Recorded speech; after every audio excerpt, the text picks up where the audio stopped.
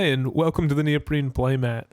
Today we're going to go through my top 10 head-to-head two-player dueling card games. So I know that's a really, really long and excessive title, but I want to be sure what I'm explaining to you what I'm talking about. Essentially, there are tons of games out there that can be played two players, some of which are designed for it, others aren't necessarily designed for two players, but they have two-player variants. Others just can be reduced down to two players and play the exact same way they do with 4 or 5.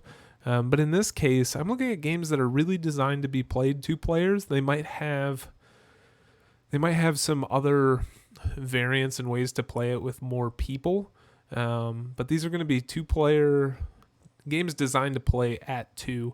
They're going to be games with customization of personal decks, whether that's your own choices or just your choosing of how you're going to combine cards. On top of that, there's going to be, for the most part, there's an exception on my list, but for the most part, you're going to have a set number of HP. You're going to be going at each other. By HP, I mean hit points. You're going to go back and forth until you reduce somebody's health to 0, or there's some other win condition that can be met. Sometimes that would be like you run out of a deck, so the other player wins, things like that. Those are the types of games I'm going to be looking at today and talking about in my top 10 list. So without further ado, let's get to my number 10. All right, number 10 is Summoner Wars by Plaid Hat Games, designed by Colby Dauk.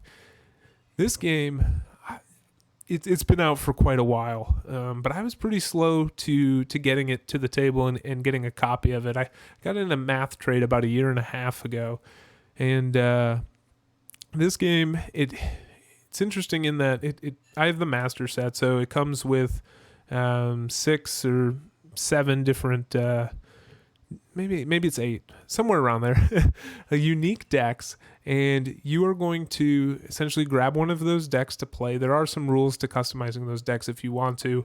I never really got into it because I liked the way the decks were balanced, and I've had a good time playing it the way it is.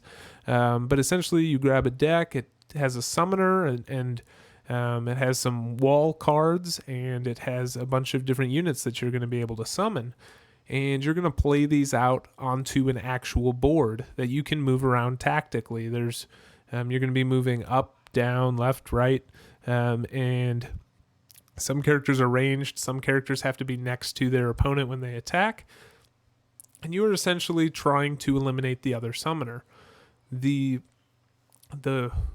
best mechanic in this game, in my opinion, is there's a mechanic where essentially throughout the game you're going to have units that die, or you are going to add to your magic pile by discarding cards from your hand directly into the magic pile. That is going to be the resource that you use to summon new units. You're actually going to have to move that cards from that magic pile over to your discard pile to then pay the cost to summon something. So you're often looking at your hand trying to evaluate what's the best card for me to keep, what are the ones I want to get rid of, and how many things can I summon next turn based on the number of cards I'm currently getting rid of. I think this adds to the choices and the decisions that are in the game, and it gets you kind of into that thinky state. So you have a tactical board, which is not something you see in a lot of these, and you have this decision of what cards am I going to discard to optimize, and the two of those things coming together really makes Summoner Wars a unique experience. So that's my number 10, Summoner Wars. All right, number 9.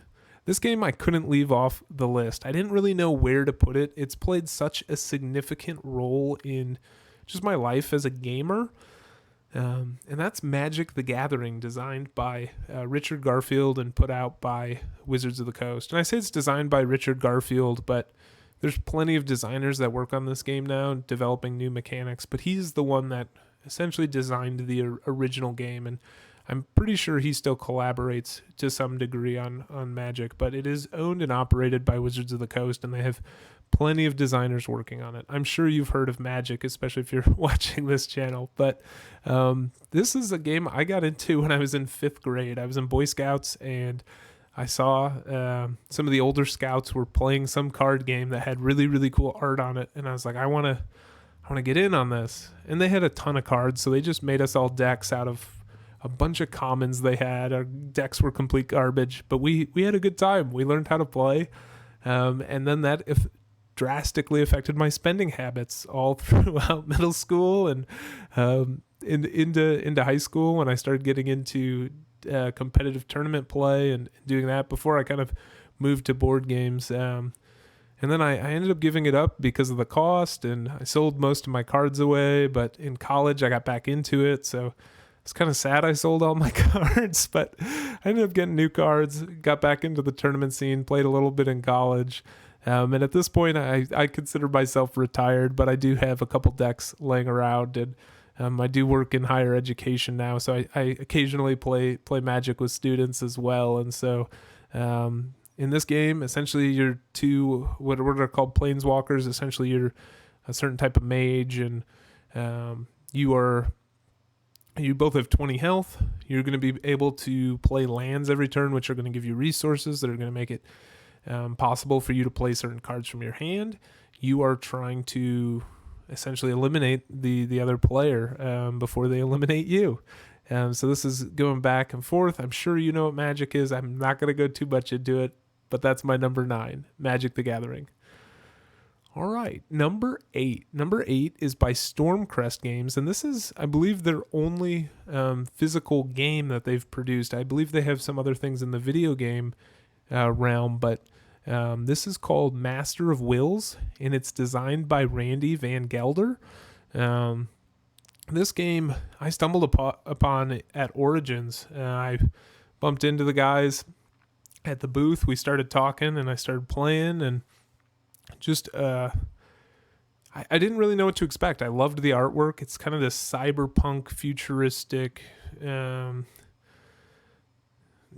dystopian world, maybe would be the right term.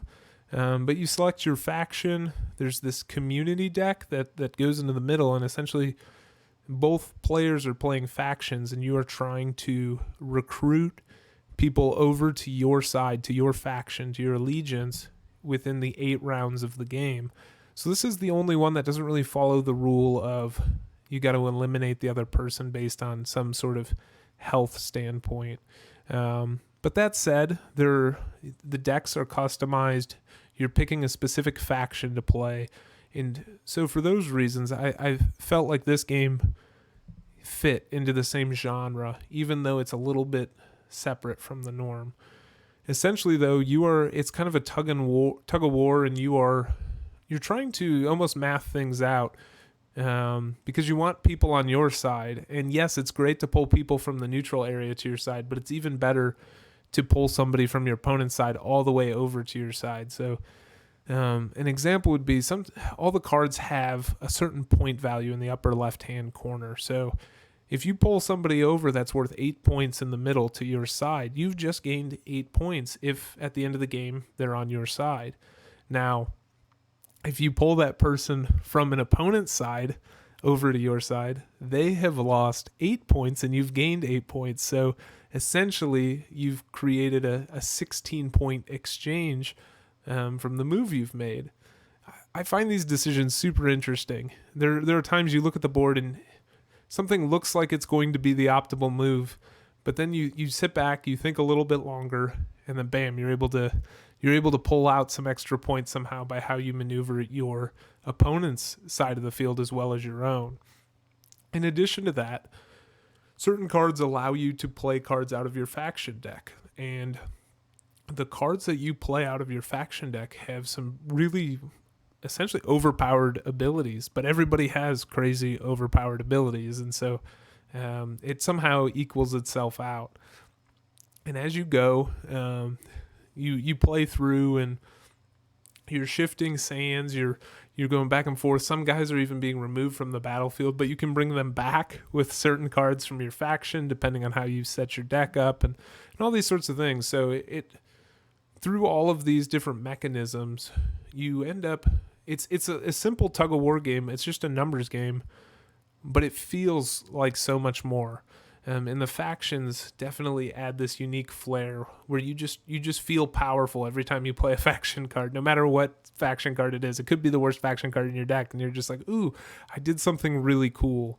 And I like that feeling. And I've played this one a decent amount. It's kind of funny. At that same Origins, I got into a tournament and ended up winning a prize where I got to be added on as a card. So maybe I'm biased into putting this on my list. So maybe having it at my number 8, take it with a grain of salt. But that's Master of Wills. I thoroughly enjoy this tug of war card game, and the artwork's phenomenal. If you haven't heard of it, I would definitely check it out. I do believe they're coming out with a Steam app soon. And this one would definitely be a great game in app form. I think it actually might be one of the few games that I would even maybe prefer playing in an app format rather than the physical copy. And there's not many games that fall into that category. So that's Master of Wills, my number 8. All right, number 7. So number 7 for me is a game I still don't own. It is on my list. I want to trade for it. It's constantly in my cart at Board Game Co. When I'm looking to do trades and things, and for whatever reason, it's never worked out. I have a couple friends that have the game, so I haven't felt like I just need to go order it or anything like that, and it's pretty readily available. But that's Shards of Infinity. It's a 2-player deck builder, and essentially you are going to be playing a character that you select. You're going to be leveling up throughout the game, and the more you level up, the better your cards become. So I like this idea that as you acquire cards, your cards grow with you, right? Usually in a lot of these games, a lot of these deck builders, you're wanting to cull all of the cards that you get early game or the cards you start with. And to a degree, there's some of that here, but a lot of the cards improve as the game goes on and as your character gets better, and so there's not as much of a reason to try and get rid of stuff out of your deck. And I really like that. I think that's a twist on the genre of deck building, and it plays super quick. You can get a game of this with the cards in physical space in 15 to 20 minutes. You can run it back multiple times, and I don't think I've ever sat down to play just one game of Shards of Infinity. It's usually, hey, let's run it back. Hey, let's run it back. Hey, let's run it back. And games like that don't come around often, and so that's what's put Shards of Infinity at my number 7. All right, number 6. I've actually been talking about this on Spend My Money Mondays quite a bit recently, and that's Untamed Feral Factions. You'll have to tune in Monday to see if I ended up spending some money on the expansion before the Kickstarter ended, but I'll tell you now, it's currently ranked my number 6 dueling game. And in this one, you're kind of customizing the deck, but you're using more of a smash-up mechanic, right? There's going to be multiple different types of decks that are all different types of animals. So you got pandas and foxes, and there's chameleons and all sorts of different stuff. You're going to pick, you're going to draft three different factions, and you're going to take those cards and shuffle them together. You have some strongholds that are in front of you that give you unique abilities when they're in play. And the goal of the game is to destroy the other player's 3 strongholds before they destroy yours. What's interesting in this game, it's kind of a callback to Summoner Wars, is anytime a card is discarded, it goes into a discard pile, and all the cards in that discard pile can be used for something called support, which are extra abilities on your cards or strongholds.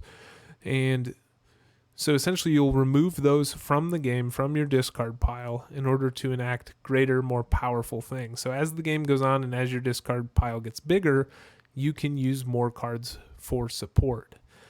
Additionally, there is no land or anything in this game, or energy source like there is in Magic, where you have to play out your resources and their specific cards. Rather, any card in your hand can be used for what the game calls power, which is what you're going to be able to use to play cards out. Essentially, you'll play that card face down to signify that it's power. You get to add 1 per turn, and then you turn it sideways when you're using it, and then at the end of your turn, everything that's been exhausted or turned sideways gets to be turned straight up again. And so I like this idea that cards are multifunctional. You're using them as power to play other cards, so you have to make the decision of what you're going to cut out of your hand. And then after your cards are discarded or are destroyed, they then become usable for support. And I really like that idea of kind of ultimate recyclability of the cards. Everything has value to it, and that makes Untamed a fairly intriguing game. That's my number 6, Untamed Feral Factions. Oh, and before I move on to my number 5, I forgot to mention, it's published by Grumpy Owl Games, and the designers are Jeremy Folger and Milan Lefferts. So check that one out. Unfortunately, the Kickstarter's down now, but you might be able to late pledge if you don't have it. I don't think there's a ton of these in circulation, so that might be your best route to go.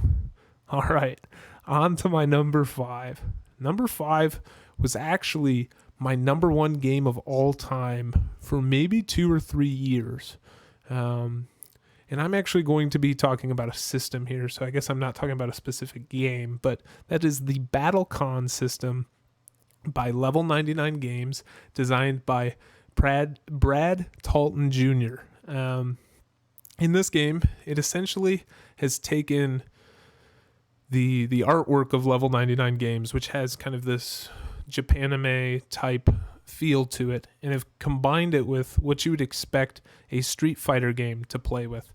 This game has a physical board. You pick a character to start out with, and then that character's deck gets combined with essentially a generic deck that every player gets their deck combined with. And you shuffle those two together, you draw up some cards, and then you are going to pair cards together, one from who your character is and one from this generic deck. And when you play them face down, those will then get flipped up at a later point. It's simultaneous action selection, so you'll both lay down your moves at the exact same time. You flip them up, and when the cards are put together, they come up with the stats for the card. So it'll mark your priority, which is who gets to go first. So you'll compare that. If I have 9 priority and you had 4 priority, I would get to make the first move. Then you look at range. Is your attack going to be able to hit the person? Or before that, maybe your character has the ability to move on the board so that they can get into range. So you're going to look at all these different activations. You're going to move your character along the board accordingly, and then you're going to calibrate and see if you land the hit on the other person.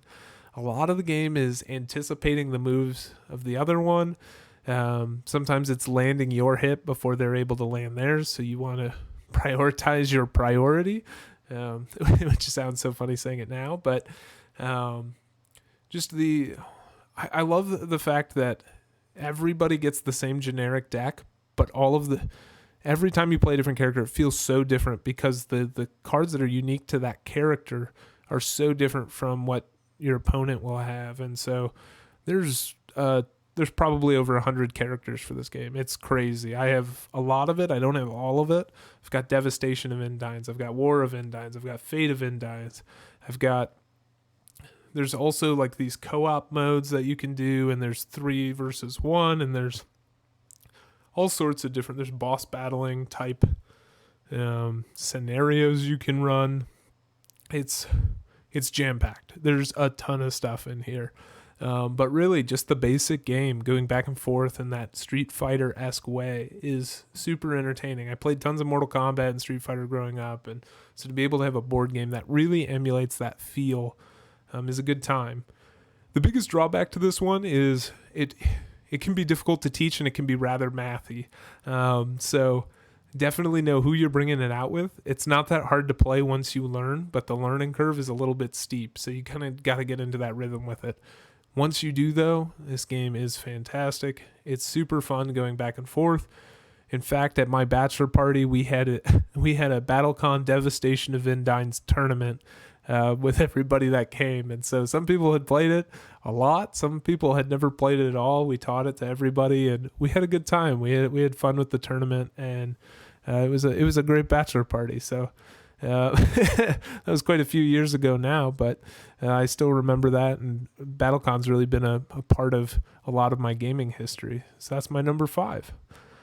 All right, my number 4 2-player dueling game is Ashes by Plaid Hat Games, designed by Isaac Vega.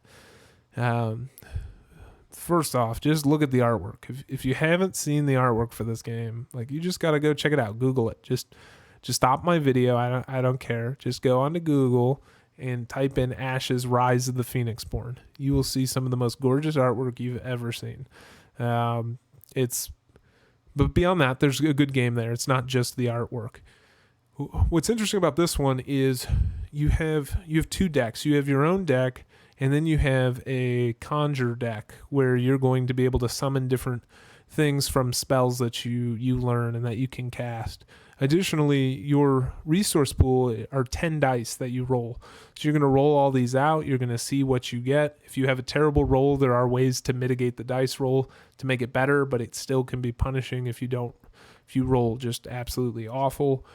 But when you roll super well, which inevitably you will do at some point, you can do a lot of crazy stuff on your turn. And so in this one, I've done everything from just playing the standard decks. I've bought a ton of the expansions, and I've done drafts with it. The one drawback is it was a little bit, I guess it was it had some power creep, right? It had these new decks that come out, new expansions that are clearly more powerful than what came in the base box, and that can always be a little frustrating because it's hard to keep everything even, which I can understand that problem as well. Luckily for us, though, Plaid Hat Games they've released a 1.5 patch that you can sign up for on their website, and then as long as I think it's 1,000 people stay subscribed, they're going to be putting out new Ashes content every month or two, or maybe it's every 3 months. Yeah, I think it's quarterly. I could be wrong. I didn't look that up. I'm not actually participating in that personally. I feel like I have enough Ashes stuff. If I was less of an Omni gamer and more of a Ashes is my game that I just go to all the time, I would have definitely signed up. I just don't get that committed into games anymore. And that brings me to another point. A lot of times you've probably heard me say I'm not a huge fan of expansions for games. These are the one type of game that I love getting expansions for, when there's no power creep, when I can just add a new faction or add a new deck. It's inexpensive. It changes the game up. It gives it more replayability. So I like it from that end. That said, I have tons of Ashes stuff. I have almost everything they've ever released that's not a promo. I think I'm missing 1 or 2 of the newest decks, but otherwise I've got everything, and I quite enjoy this one. I play it a lot. I've actually played this quite a bit with the college students I work with as well, and they love it. They see the artwork and they're immediately enthralled. They want to play. So that and rolling dice is always a good combo. And dice, you really don't see that much in these styles of games. Out of the ones I've mentioned here, Summoner Wars and Ashes are the only 2 thus far that use dice. So that's an interesting piece of the puzzle as well. That's my number 4, Ashes, Rise of the Phoenixborn. All right, on to number 3. This is by White Wizard Games, designed by Peter Schultz. It's called Sorcerer. So Sorcerer is a game where you and your opponent are going to be drafting a sorcerer to play as. You start out, you pick you draft the individual you want, and then you draft the type of magic they do, whether it's necromancy or demonology or things like that. And then you also draft where they're from, where they hail from, and that will affect the cards that go in their deck. You'll take the 3 decks that you've just drafted, you'll shuffle them together. So this is another smash-up mechanic similar to that of Untamed, except it's not totally different factions, but it's different cards that work together in different ways. And then you go back and forth, spending actions, counting down the round essentially until a battle's going to begin. There's 3 places, and you are fighting over the dominance of those territories. As you attack, and pillage those different territories. Eventually, you will sway them to your side, or your opponent will sway them to their side. In order to win the game, you've got to win 2 of 3 of the different territories that you're going to. And this one, I'll be honest, the theme I'm not super enthralled with. It's really, really dark, which sometimes I'm okay with. Sometimes this one was like, man, this is this is a little dark for me. But the gameplay is so good. It's one that I get to the table quite often. I really enjoy the complexity of it. The energy system, essentially you can have up to 10 energy, I believe. It's on the side of the board, and it's marked by a gem, and you're going to be spending this energy to play different cards. But on your turn, you can always just decide to add more energy to your pool.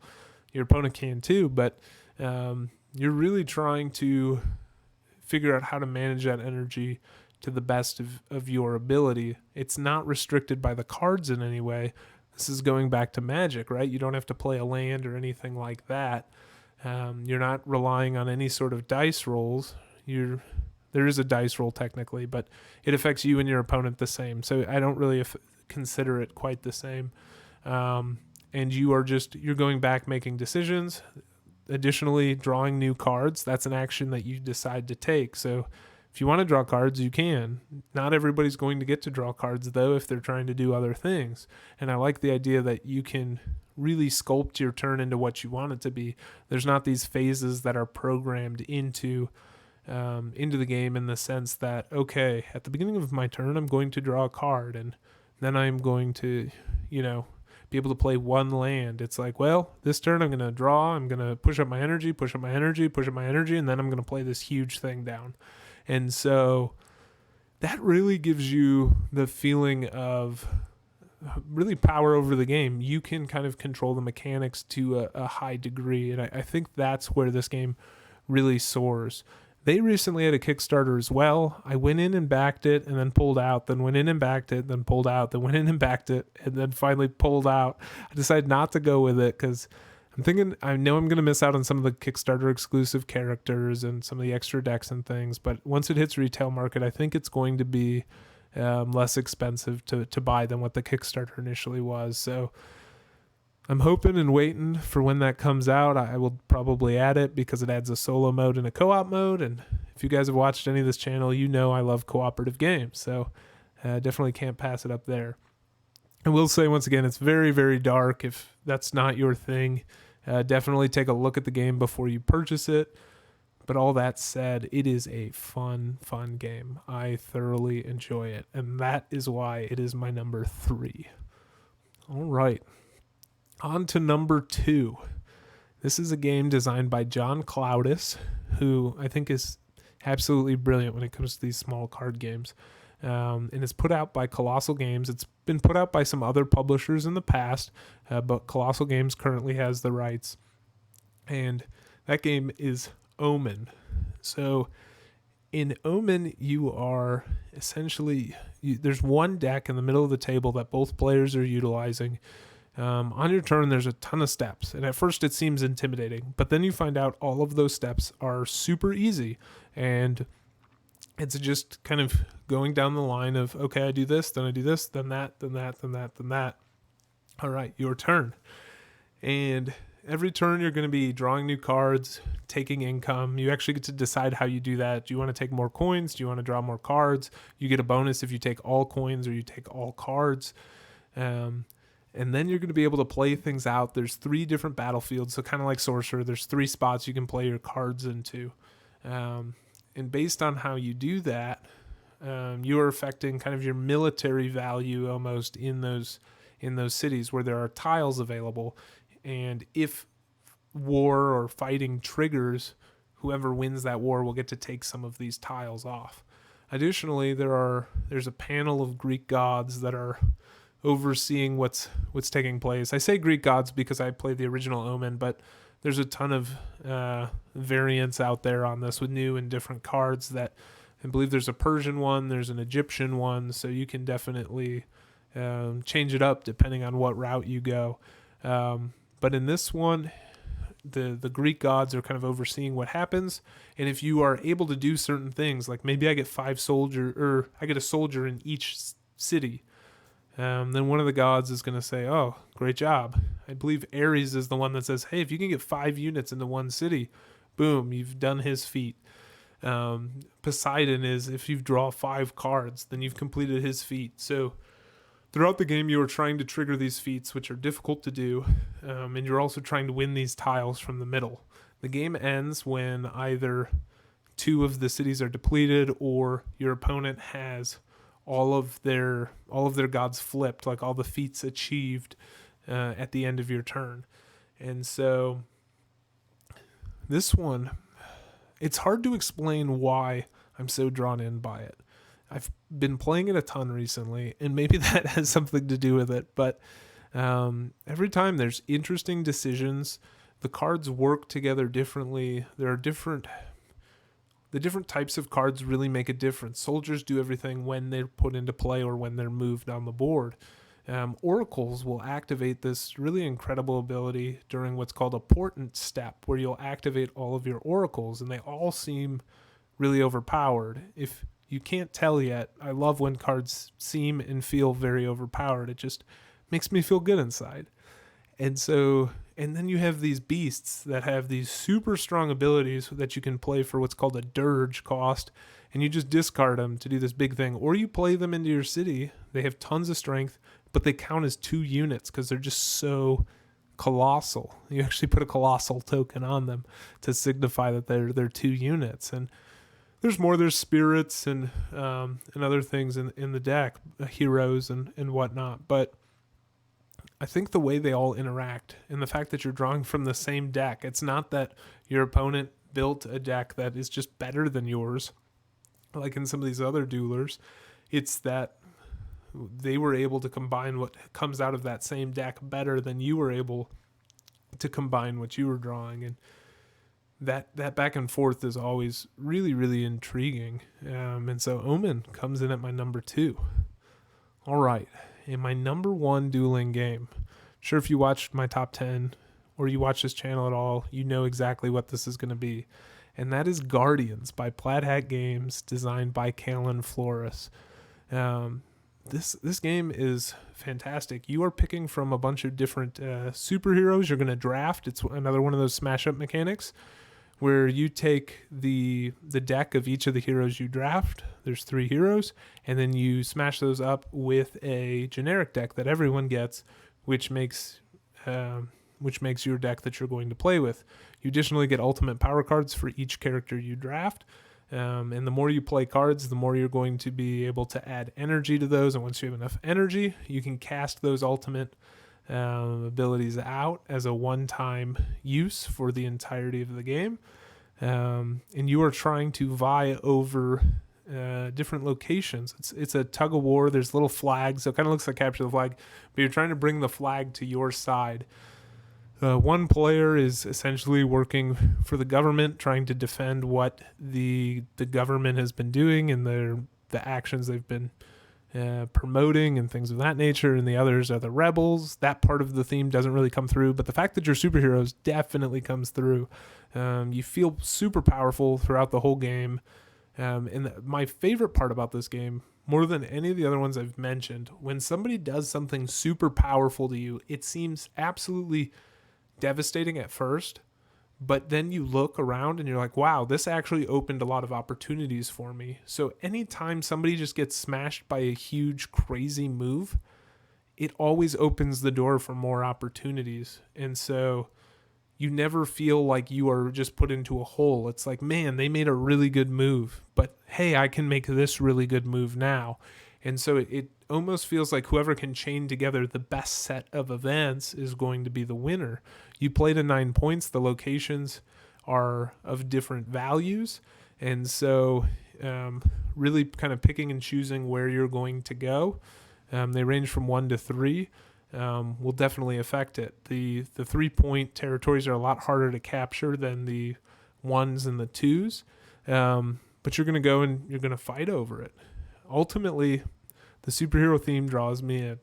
The fact that you feel super overpowered all the time, and the fact that anytime something super crazy overpowerful is done to you, you feel like it's actually opened the board up and has made opportunities.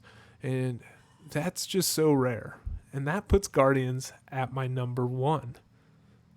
So this has been that's my top 10. That's my top 10 dueling 2-player head-to-head card games. I hope you enjoyed this segment. I always have fun talking about these games. Obviously, they're some of my favorite. So thanks for joining. If you want to see more content like this, please hit the subscribe below. Otherwise, have a great day and keep on gaming.